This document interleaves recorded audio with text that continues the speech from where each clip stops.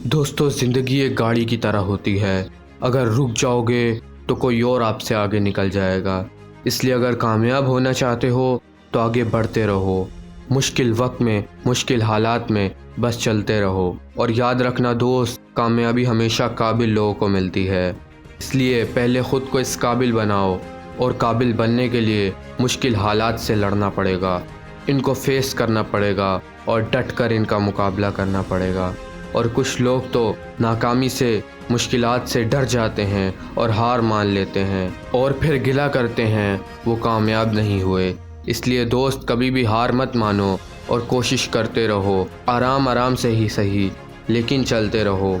दोस्त, दुनिया में बहुत से लोग इसलिए दूसरों से पीछे रह जाते हैं क्योंकि वो बहुत लंबी छलांग लगाने की कोशिश करते हैं। वो बहुत लंबी छलांग लगाने के बारे में सोचते हैं। वो सोचते हैं कि एक दिन आएगा कि वो कुछ बहुत बड़ा कर जाएंगे, और उसी दिन का इंतज़ार करते रहते हैं, और वो कभी कुछ बड़ा कर ही नहीं पाते। वो कहते हैं ना कि बारिश की बूंदें भले ही छोटी होती हैं, लेकिन इनका लगातार बरसना बड़ी बड़ी नदियों का बहाव बन जाता है। इसलिए अपने किसी भी काम को छोटा मत समझना, क्योंकि छोटी छोटी कोशिशें भी आपकी ज़िंदगी में बड़ी तब्दीलियां ला सकती हैं।